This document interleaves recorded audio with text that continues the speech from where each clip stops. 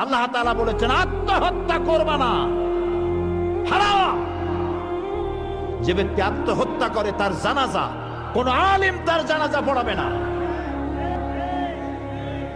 সামান্য সলিমুদ্দিন কসিমুদ্দিন জাতীয় কয়েকজন লোক যাবে আর একটা মুয়াজ্জিন জানাজা পড়ায় কবরে ধুয়ে দেবে। বড় জানাজা হবে না, বড় আলেম জানাজা পড়াবে না, যেহেতু সে জাহান্নামে যাবে। আত্মহত্যাকারী কোথায় যাবে? কিন্তু এই যুবক পোলাপানগুলি ওরা তো বোঝে নাই, ওদেরকে বুঝানো হয়েছে যে তোমরা যদি এই কামটা করো একেবারে বেহেশত তো যাবাই, মরার সাথে সাথে আল্লাহর সামনে গিয়ে হাজির হয়ে যাবে। আপনারা ক্যারাম বোর্ড খেলা নিশ্চয়ই দেখেছেন অনেকে। আর ভাই কইতে লজ্জা কি, আমিও তো খেলছি ছোটবেলায় ক্যারাম বোর্ড খেলা। এটা কি কোনো গুনাহ নাকি? আমিও খেলছি। ক্যারাম বোর্ড খেলাটা কি? বোর্ডের উপরে কতগুলি এরকমের গুটি থাকে, একটা থাকে লাল, ঠিক না?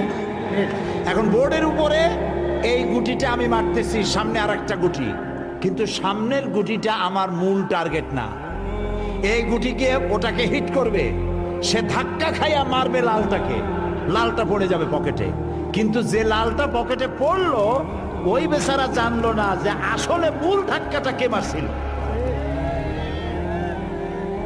কাজী এই যে যুবক পোলাপানগুলি ইসলামের জন্য জীবন দিতে, জীবন দেওয়া সহজ ব্যাপার না।